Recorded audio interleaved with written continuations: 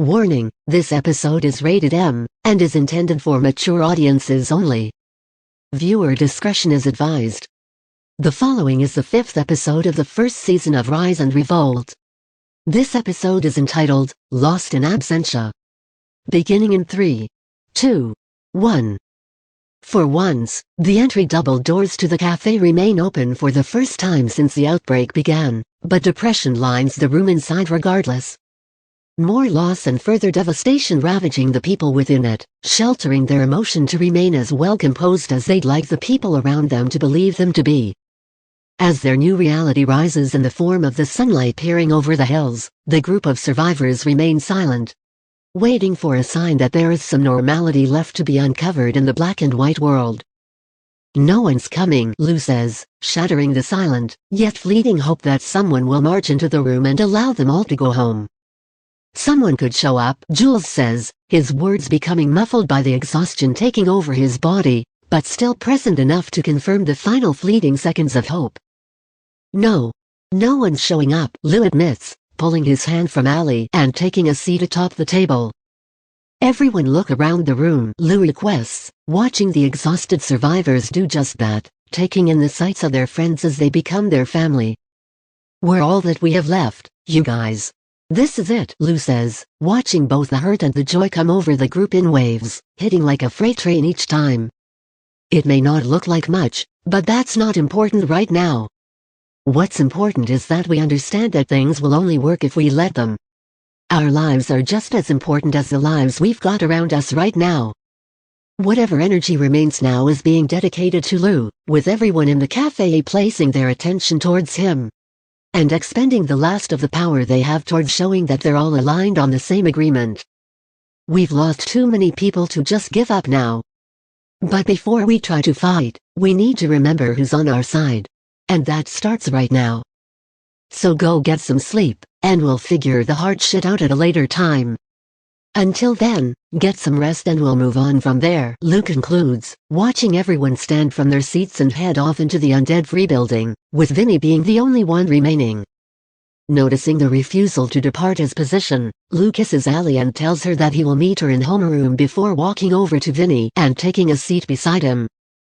Jules told me what you did for him down there, Lou opens, watching Vinny tracing visible lines across the table with his finger as he does so. He knows he wouldn't be here if it wasn't for you. He's grateful, and so am I. That's great, Vinny responds, lacking enthusiasm and refusing to split his attention away from the table. Clearing his throat and folding his hands on the table, Lou starts speaking to the man. I know this is hard, before he is cut off. Vinny sharply turning his head towards him and stopping him before he can get another word out, not out of anger or hatred, but out of a weird stage of content. I know you are not one to think of school as anything more than some scheme by the people in power, but some people care so much about it because it was all they were forced to focus on. They were never allowed to think that grades didn't matter, because it was all their lives revolved around, Vinny says, watching Lou close his mouth and nod in silence. And for those people, this kind of thing isn't a bump in the road like it is for you. It ends any meaning of what life is for them. Their plans, their dreams, their goals are all thrown away like the years spent on them meant nothing. Because they always were nothing. And now there's proof of that. Taking in what Vinny says, Lou is helpless to do anything other than look Vinny in the eyes and symbolize to him that all he can do is listen. I don't want to live in this world. Not because it's easier to give up, but because this isn't my world. I wasted my time in my world focusing on things that mean nothing anymore, and now, they're just as much of a memory to me as Margot is. This world is perfect for people like you and Allie, people that are great at what they do, but don't revolve around it. You're not like me. What the world used to be was what you lived in. It was everything for me that it wasn't for you. You didn't belong in my world, Lou. And I don't belong in yours, Vinny concludes, standing from his seat and disappearing into the abandoned school without a further word from Lou, who just sits there with his hands folded, taking it all in. Rise and Revolt is created by Zachary Sarah. All rights to the series from Season 1 onwards belong to Zachary Sarah and the entity of Pacer1 Media. Spending her best efforts to pry open one locker after another with a crowbar, Halston's grunts managed to catch the ear of Terry, who happened to be walking towards the area armed with a pillow and a jacket. "I thought breaking into shit was a black thing," Terry jokes, earning little more than a subtle shake of the head. "You ever get tired of that?" Halston asks, the question acting more along the lines of a throwaway statement, not typically intended to be answered. This, however, doesn't stop Terry. "Nah. If my black ass ain't hurt by black jokes, none of y'all should either. There's your little pass to laugh," Terry says, the animation in his voice growing the longer he speaks, earning a more genuine laughter from the woman, still set on prying open whatever pieces of metal she can get into. "Why are you ripping lockers open?" Terry asks, shifting the question amidst genuine curiosity, mixed with slight confusion.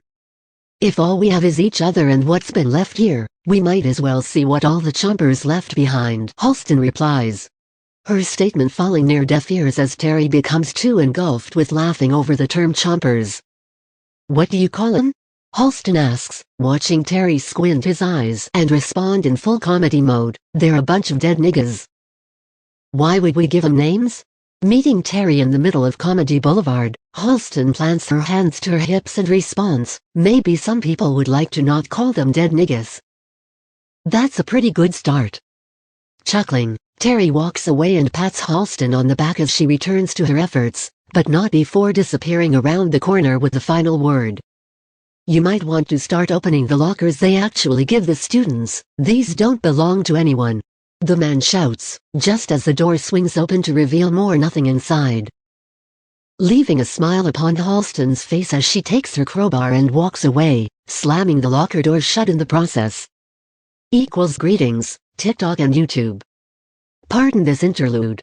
If you enjoy this material and wish to see these episodes and parts released quicker, please visit patreon.com/officialpacer1 and pledge to either the $5, $10, or $20 tiers to keep Pacer1 running.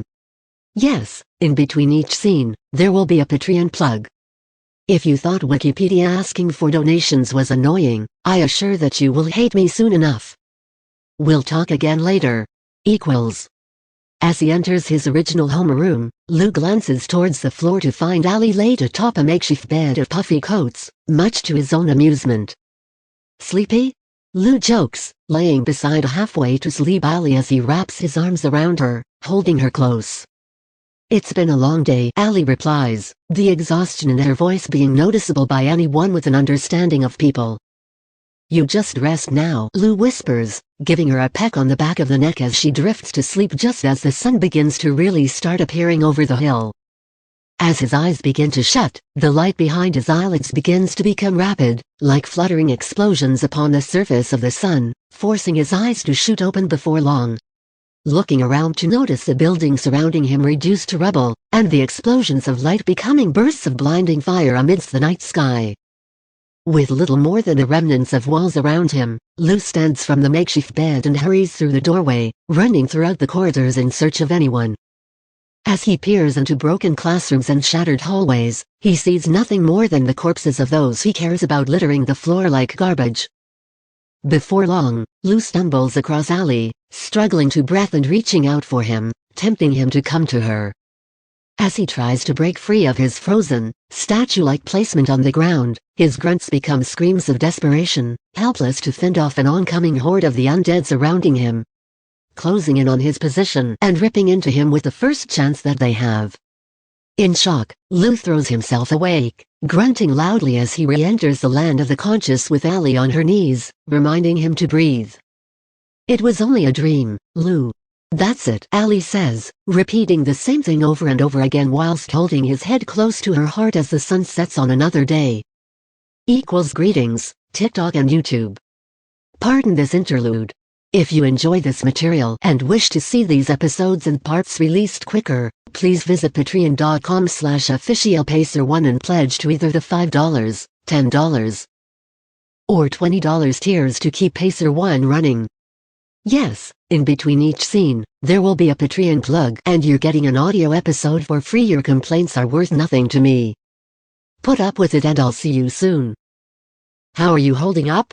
Vinny asks, leaning against the door frame of Jen's makeshift home. Watching her use a few rocks from outside to sharpen the head of her axe before her sight is taken by the man. As well as you'd think, Jen replies, the hurt being hidden behind a mask of confidence, but threatening to spill through with the passing of each individual word. I know I didn't get to send you my condolences before, so I thought I'd do so now, Vinny says, taking himself away from his hopeless mindset to bring himself down to the level he used to be not long ago. Thank you, Jen says, looking to want to say more, but unable to bring herself to do so. Entering the room, Vinny looks around to notice the desks around the room split into chunks of metal and downgraded wood. I see you and I both got over it the same way, Vinny says, earning a slight laugh from both himself and the woman in distress. Look, Jen. I'm not gonna tell you that it'll be alright, because I'm the last person to take that seriously from. But you're stronger than I am. This'll be just another bump in the road for you. You've just gotta remember that you're stronger than what the world throws at you. As Vinny finishes, the tears beating Jen into letting them flow finally begin to fall from her eyes, and the hair on her head begins dancing with her pain-filled nods of compliance. I appreciate it, Jen responds, struggling through her words as the pain in having to say them begins running her over like being caught beneath the waves of a tsunami. Realizing that there needs to be some time to herself, Vinny turns around to leave, only for his attention to be requested by Jen, as she asks a question to him once he's turned around. How did you get over it? The woman asks, catching Vinny off guard as a non-verbal hint for him to come back in. Well, as strange as it sounds. The hurt stopped when I put her down the second time, Vinny says, somewhat striking himself off guard with gravity behind such a statement. It was like, Vinny begins, looking to explain further before Jen finishes his thought for him with, taking down the monster she became? Yeah. Exactly, Vinny replies, staggered by the shared experience between himself and the woman, almost able to crack a smile amongst his realization of it. Thanks, Vinny, Jen says, wiping her tears away as the small, yet noticeable smirk of Vinny becomes more apparent. Anytime, the man replies, taking the moment to appreciate the interaction before leaving the room, leaving Jen and her sharpened axe alone beneath the light of the sunset. Greetings, TikTok and YouTube. Pardon this interlude. If you enjoy this material and wish to see these episodes and parts released quicker, please visit patreon.com/officialpacer1 and pledge to either the $5, $10, or $20 tiers to keep Pacer1 running. Yes, in between each scene, there will be a Patreon plug. Again, you get this for free. Be quiet and then be happy, but not the other way around. Jules? Lou calls out, stepping outside of the school building for the first time since the outbreak first went down and approaching the man sitting back in a beach chair watching over the sunset. What's up, Lou? Jules asks, relaxing to the sight as Lou approaches him with amusement. Having fun? Lou asks, taking a seat on the ground beside Jules, who seems more relaxed than Lou's ever seen him to be. I guess so. I realized I never really looked at the sunset, so now that there's nothing to stop me, here I am. Amused with his own actions, Jules smiles towards the sun as if it could see him. Embracing the warmth of the light on his face as it slowly descends below the horizon. Does this have anything to do with Vinny getting you out of that pile up back there? Lou asks, taking his eyes away from the sunset to watch Jules' response. Yeah, a bit, the man replies, slouching back into the seat without a care in the world. Listen, I'm not gonna lie and say it didn't affect me. 'Cause it scared me a bit to know that it could have all went down a lot differently. But I'm also not gonna get myself paranoid about something that's just gonna get more common the longer we run from it, Jules replies, removing his eyes from the sunset to place them onto Lou for the first time. What about you? Jules asks, watching surprise come over the man beside him. What about me? Lou asks, laughing with Jules. You didn't think about that horrid mess? Didn't see shit differently after? For a moment, Lou thinks over his own reaction, not really having chosen to give it much thought until now. Not really. Whenever my time comes, there's not going to be much I can do to argue with it, Lou replies, pausing for a moment before concluding to give his own belief a slight amount of additional thought. I'd like to think I've made peace with it by now, Lou responds, though the backing behind his conclusion leaves much to be desired on the part of Lou's conviction in his own words. That's why you're the leader, Jules says, the heavy statement slipping from his tongue as if it was another regular sentence. Catching Lou's eye as Jules' self-reflection returns his view to the fading sunset. Sat silently admiring the view, the two men are oblivious to the rest of the group walking up from behind, with Vinny's verbal adoration for the sight being the trigger for their refocus of attention. Want to watch the sunset? Lou asks, patting the ground beside him as an invitation immediately accepted by Allie. Afterwards, the rest of the group takes their place on the ground, one by one, all looking out over the sunset together. Greetings, TikTok and YouTube. Pardon this interlude. If you enjoy this material and wish to see these episodes and parts released quicker, please visit patreon.com/officialpacer1 and pledge to either the $5, $10, or $20 tiers to keep Pacer1 running.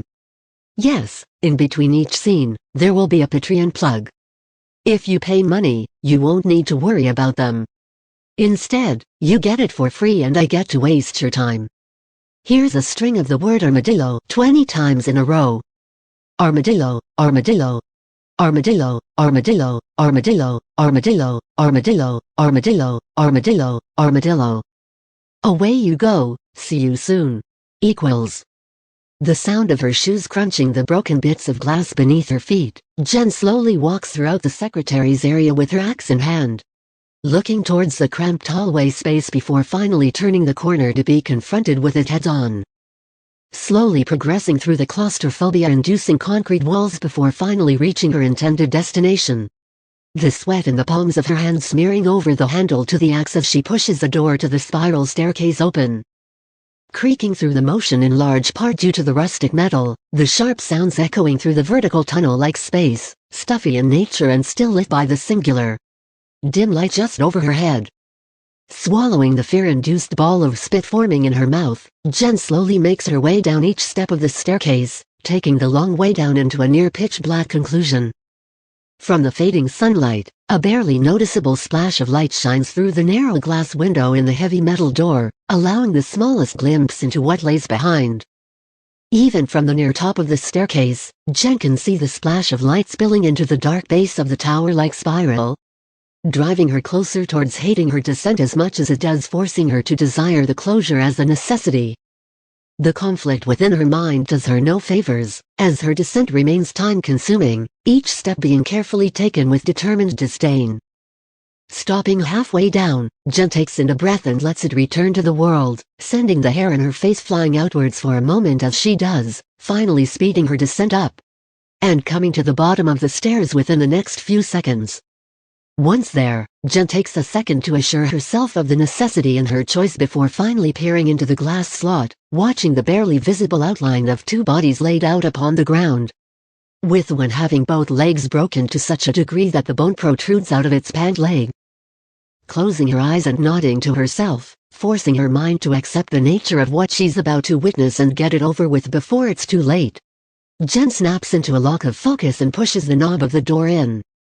Pulling it free, with the mechanisms in place snapping and popping into place, Jen looks towards the two bodies as only one shows any signs of movement, forcing her to brandish her axe in a defensive position, regardless of the level of the impending threat.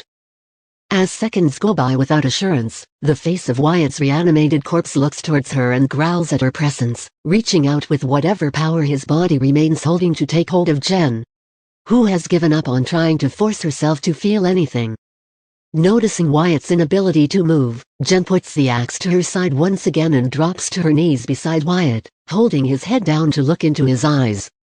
Faded gray and lacking any sign of a life he once had, Wyatt's eyes refuse to lock onto Jen, instead looking at the hand she has placed over the top of his skull. "Look at me," Jen asks, knowing that he won't do as she asks, but still feeling the need to do so regardless. "Look at me," she asks again, still captivated by his corpse's refusal to acknowledge her apart from what he wants. "Look at me," Jen shouts again, slamming his head into the floor, splattering blackened blood upon the concrete. "God damn it, Wyatt. Look at me." Jen shouts again, slamming his head into the ground over and over, requesting the same thing each time to no avail. "Look at me, you son of a bitch." Jen continues to shout, repeatedly forcing his skull, now showing bone, into the concrete without any further hesitation, just doing so without stopping. "Look at me." Jen continues shouting, the blood beneath his skull becoming a pool with each thud, and her cries becoming more desperate the longer her pleas go unnoticed. Finally, Jen stops slamming Wyatt's head into the ground, holding it in place as his growls, now somewhat muffled, persist alongside his still directionless eyes. Thrown well past the brink of composure, Jen picks her axe from the ground and lifts to her feet, raising the blade over her head and burying it into his skull. Finally ending the groaning and growling, and finally ending whatever chapter of life the man had entered into. Upon the mixture of crunching and squishing of the head of the weapon embedding itself into Wyatt's skull, Jen struggles to force it free before finally dropping to her ass on the ground in a heap of tears. Head buried in her knees and her arms locked around the front of them, Jen lets whatever emotions wish to flow do exactly that. Alone in the dungeon-like setting, Jen throws the world around her away for a moment of solace, the handle of the axe still propped in the air, waiting to be retrieved for the moment. Greetings, TikTok and YouTube. Pardon this interlude. If you enjoy this material and wish to see these episodes and parts released quicker, please visit patreon.com/officialpacer1 and pledge to either the $5, $10, or $20 tiers to keep Pacer1 running. Yes, in between each scene, there will be a Patreon plug. Suck it up and I'll see you later. Returning to a spot in the girls' locker room, Halston lays herself out on a couch in the teacher's spot just beyond the changing area. Closing her eyes, she places her hands behind her head and tries to ignore the eerie silence before hearing the mechanisms of the locker room door open, alerting her enough to get up and aim her gun. "Whoa," Ali says, holding her hands out as Halston lowers the gun. "I noticed someone had taken over the locker room. I just wanted to come down and figure out who it was," Ali says, walking through the doorway as Halston lays back down. "I know he was Jen's boyfriend, but he died saving you. I don't know what you're feeling in regards to it, but I just wanted to make sure you weren't blaming yourself." Watching Ali walk into the office and take a seat in one of the chairs, Halston shakes her head looking at the ceiling. "I shouldn't be alive right now. He shouldn't be dead," Halston says, only being cut off by Ali, refusing to sympathize with her line of thinking. "Yeah, but you're not dead. Wyatt's dead and there's no changing that, so let's not waste time wishing the roles were reversed when we can get things that mean something done instead." Caught off guard by the response, Halston peers at Ali with resentment. "And what did you do when you thought Lou was dead?"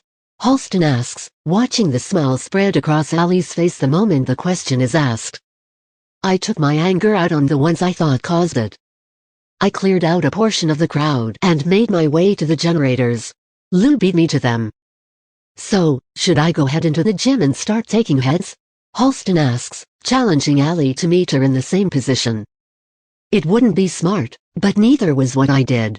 So I can't sit here and tell you not to without being a hypocrite." Still not having heard a response she likes, Halston ends the bickering and lays herself back down. "Look, what happened was tragic. But it's not going to end until this is all over. So, until then, let's try to hold it off as long as we can, okay?" Ali says, standing from her seat and patting Halston on the shoulder before leaving. But not before walking by Jen as she enters the office. "Hey," Halston says, less enthusiastic, but without the content of her voice directed towards Ali. "Would you be missing anything by chance?" Jen asks, watching Halston look towards her with confusion. Without being able to respond, Halston watches Jen pull her bra out from behind her back, looking at both it and the woman in front of her with worry. "You fucked my boyfriend?" Jen asks, her voice lacking the anger the kind of statement would usually hold, instead speaking as if she was poking fun at her. "Jen, I'm so sorry.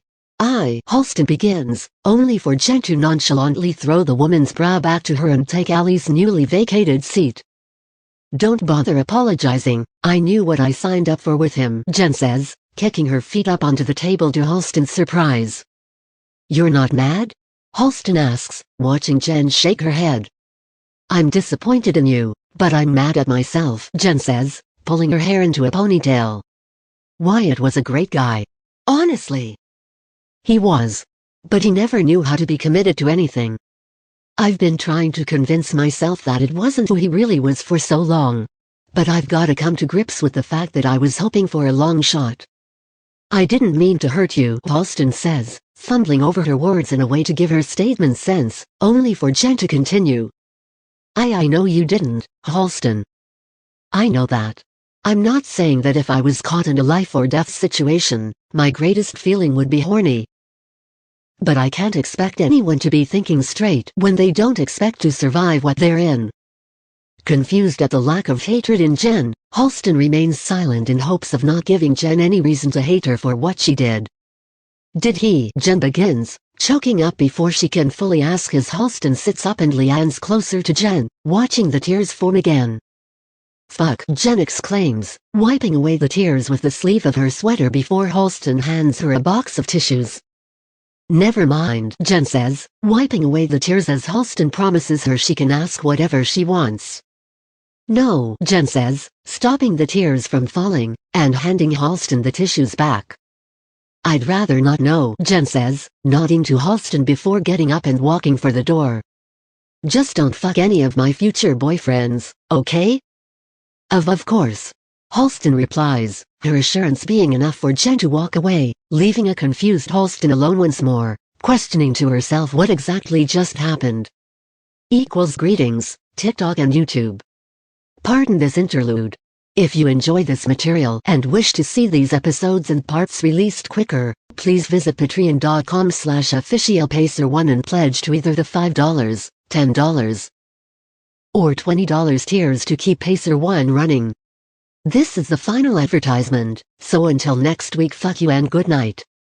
Walking into the cafeteria one at a time, the group scatters to different tables to take a seat as Lou stands at the center of the room. Looking out at the different expressions lining the room, some filled with sadness, others filled with content, more filled with worry, and one, Vinny's, as blank as a check. It's been rough, Lou says, watching the eyes in the crowd filled with grief and hurt as they line their sights with the man. None of us know what's going to happen or when this'll all be over. But the buses cleared out yesterday afternoon and not a single parent has shown up to take someone home, so there's no one left for us to depend on. And if we're being honest, we don't even know how bad the rest of the city is. Stopping, Lou stands in silence as the group watches on, playing whatever he can dream up inside his head as everyone stares at him, waiting for a follow-up. Lou? Allie calls, snapping him back into the moment as his eyes meet hers. We know nothing, and that's not likely to change, Lou says, walking over to the windows and aiming his hand out towards the lawn. We're holed up in a school so far away from downtown that most people in the city don't even know this place exists, and that's not going to change just because shit hits the fan. So let's start admitting to ourselves that this is the only thing we're sure of. Us in this place, that's it. His tone becoming more commanding, Lou begins taking charge with his hand still furiously aimed at the outside as the sun finally falls below the hills the rest of the way. This could be a virus, this could be an illness, this could be a spectacle that we've got no control over, because here's what we know. We're going to need food, we're going to need clean water. We're going to need whatever we can find to defend ourselves, and we're going to need to figure out what the hell is going on. We can think of ourselves as zombie-slaying badasses all we fucking please, but the truth is, we're all scared and worried that the end of days people talked about for so long is actually here. Walking to the back of the room, Lou pulls up a plastic chair and drags it to the center of the room, setting it in the middle of the 2 rows of tables and sits facing its back, leaning on the neck of the chair in solidarity with the remaining survivors. I told you earlier that the people and the place around you is all we have left, and we've already lost 3 in just the past day. We look out for each other before anyone else now, and that doesn't change regardless. We all fight for each other, and we all do what we can to make sure everyone is safe. And I know that I'd go down swinging if it meant getting one of you to safety. Because that is more important to me than living a life that someone else deserves more.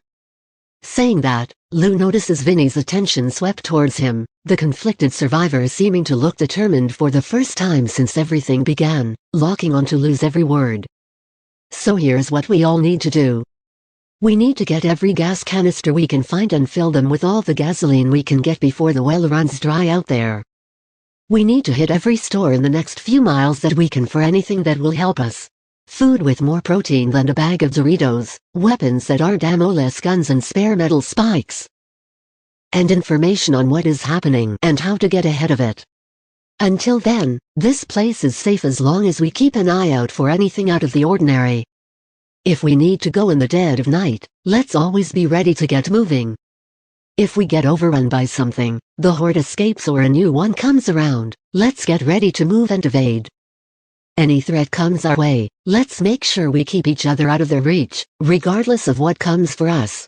We can survive here, and we can defend this place. As he attempts to finish his throat, the sounds of a door opening in the main foyer and quick footsteps dashing through the hallways alerts the group like a blast in an echo chamber, prompting everyone to grab their closest defense and hurry in its direction. Down there, Lou calls for the group, leading them in the direction of the freshman hallway, where they catch the brief figures dancing around the corner further into the building. Go, go, go! Lou calls, racing through the halls with his metal spike in hand, held beside his head and ready to strike. The air ripping through his hair as it crashes beside his ears, sending the fluttering sounds of wind bellowing throughout his head. Lou and the group turn the corner and stop dead in their tracks. Stop! Not another move! A woman shouts, a rifle drawn directly at Lou with two teenage kids behind her, themselves armed with kitchen knives. Don't make me shoot, the woman demands again, prompting Lou to place his hands into the air, dropping the spike to the ground as the survivors behind him reluctantly do the same. == Rise and revolt ==